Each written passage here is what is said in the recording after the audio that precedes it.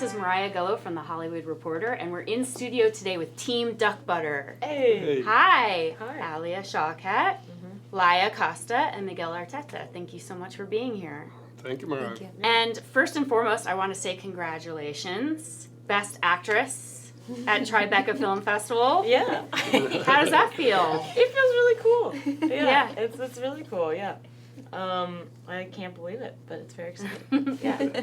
Now more people will see Duck Butter, I hope. Yeah. Because there's a good performance in there. Yeah, there's an award-winning performance. Award-winning performance, yeah. So Jay Duplass was in here a few weeks ago, and he explained the plot to me, and I was like, this is incredible. Yeah. When did the plot, kind of click in for you?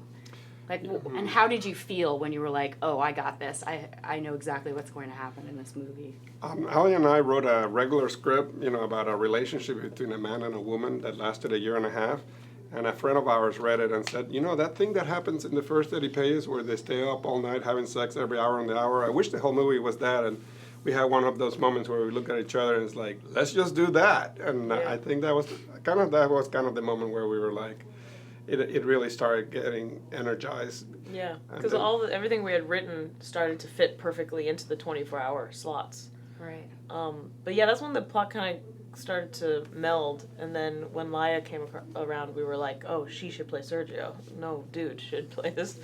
And then yeah, from that moment on, the script and the plot just got more streamlined, even though we were taking out dialogue and it became all improvised. I think the day that she agreed to play Sergio was also a day where we were screaming and jumping up and down and being like, we have now we know a movie. Because who could play Sergio other than her is very hard to find the right person. We're very lucky. Right. And then you assembled this amazing team together, this creative team, and then we're shooting over a 24-hour period for a big chunk of the movie. And you're doing these multiple sex scenes. Mm-hmm. So was there, at some point, did you feel like you were really redefining the sex scene? Maybe even just personally? I mean, I think going into it, we had some rehearsal time with Hilary Spera, the DP, who's so amazing. And, Laia and I and her would talk about it and how we wanted it to be shot and, in the discussion of it. But when we actually got, to the day, we had always had a clarity of the story of how each sex scene had a different motivation, like any scene. This represents when they're feeling really intimate. This represents when it's still fresh and more playful. This represents when someone's not as connected. So each sex scene, it wasn't just about sex, sex never is. It's really about where the characters are at. So once we kind of started to shoot them, I don't think we were aware of let's redefine it. But for me, it was important that the way it's shot, that it was it was just kind of between Laia and I, and make it seem as nobody else is there. And just so it felt actually, really safe and not about anybody else's gaze of it. And to make it just feel like you're alone with these, two people. Mm. Yeah. Do you think that people might start trying this kind of level of forced intimacy? Maybe. I mean, those young kids, who knows what they'll do these days, you know what I mean? Start a hashtag and they'll just do it. What do you think? Well, I think crazy people is everywhere, so... Right. Laia, you were totally on board with the idea of shooting for 24 hours. You've shot a continuous take movie, Victoria. This is obviously something that's kind of appealing to you, this kind of challenge. Yeah, I always say that when someone asks you to do something that maybe no one is going to ask you again, you have to do it. So Victoria was one example, and then when I met them, it was the second example. I think that very unique movies, you have to just jump and go for them. Mm-hmm. And, this movie kind of taught me something about myself, because knowing where the script went, I started putting the characters, assigning gender roles to them without even thinking about it. And then I realized, wow, I've really been brainwashed with how each gender is supposed to act or how they typically act in a relationship. Right. And by the end of it, I realized that I had dated both of these people and I had been both of these people. Yeah. Right. That's great. I'm so glad. Mm-hmm. Yeah, that's something that we realized, in a way. I was doing another interview before this, but I realized when we had written it for a man and a woman, it was just because we were both talking about relationships we had been in. And even though I had been with women too, I didn't think of it that I was just no, a man and a woman. That's what you write a story about in a romantic storyline. Okay, this is the thing. And then as we kept working through the script, when Laia came across and Miguel was like, I think Laia should be Sergio, all of a sudden the script made so much more sense, but in a way it still wasn't about gender. It was just about these two people, which is what it clarified more by having it be two women. But yeah, it is interesting. There's just not as much content out there for same-sex relationships, or that the definitive point of the story is about the fact that they're same-sex. It was also important that we were like, this is just a film about two people, so it's not about the fact that they're gay or any of it. Yeah. And for better or for worse, people really do take on the traits of their partners after a relationship. So are there any traits that you know about yourselves that you've experienced where you're like, well, I got that from somebody else? Oh wow, that's a big We don't question. wanna talk about that. We're like, no. We're like, we're fine, we're two We have nothing to do with the roles, you know what I mean? It's all made up. I fart into phones constantly now.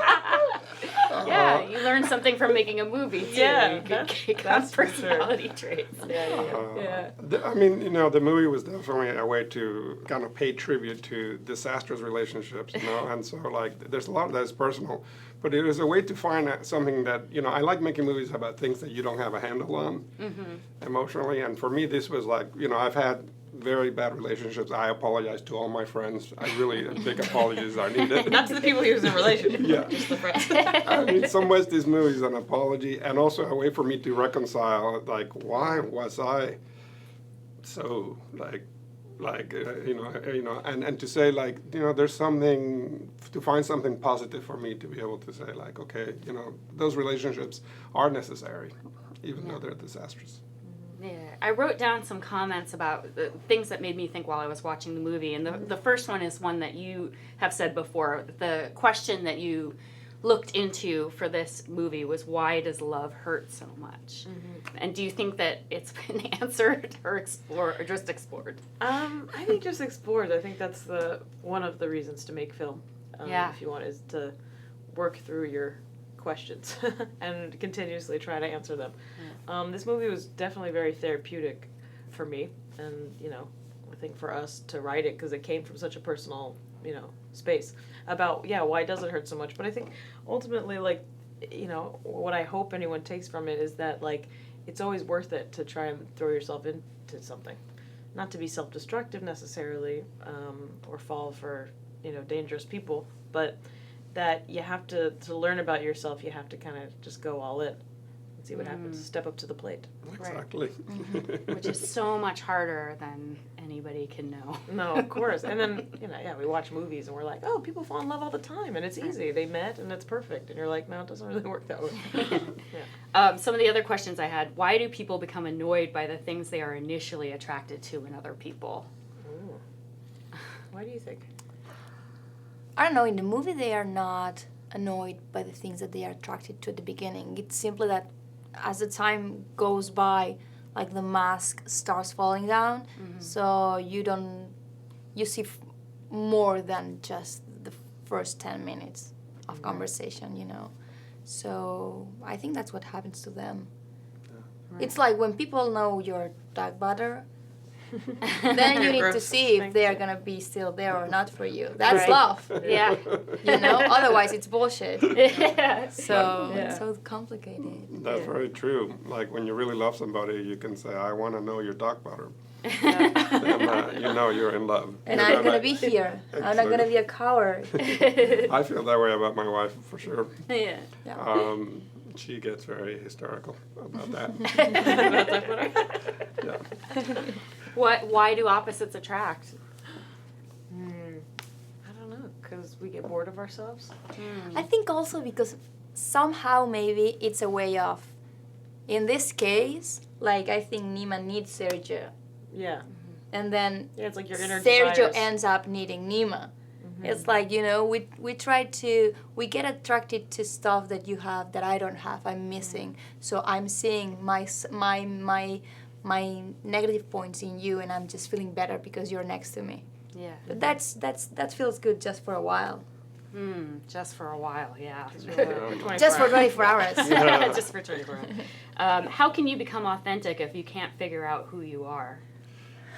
Oh, that's a very, very Who can difficult. figure out who you are? Everyone's crying in the room all of a sudden. I don't think you can. I think that's part of the, you gotta Continuous work on it. process. But yeah, but it doesn't happen overnight. You're not like, I found out who I am. It's Yeah. like, we're always changing. Yeah, I was gonna say, do we ever know? Do we ever really know who we Yeah. are? I mean, and also being authentic is so complicated because you feel so many different things at once. You know, I think one of the keys to learning how to do it better after 25 years of therapy. Thank you, all my therapists. They're all watching. Is that you learn to say, you know, I'm feeling this way, but I'm also feeling this way, even though it's contradictory, it makes no sense. But that's an authentic picture of how I feel. You know, so like it's learning to understanding that you have contradictory feelings. I think that helps a little bit. But I mean, intimacy is like a brick wall where you plug it, you know, you break a hole, and then like the bricks magically start coming slowly again, and you have to, oh my God, we got to take them out from upstairs, from everywhere. You have to keep working at it. If you don't, the wall closes again. You know. Yeah. Alia, you've mentioned the desire to write more stories or make more films based on the Arab American perspective. How is that going for you? Are you getting closer to that goal? Yeah, well, after writing this, I know that I can finish something as long as I have a talented, smart friend who believes in me. So I hope to just keep writing, yeah, and that's definitely something that piques my interest and is also personal to me in a different way. And what has your conversations with other actors who are Arab American been like? What's the conversation been?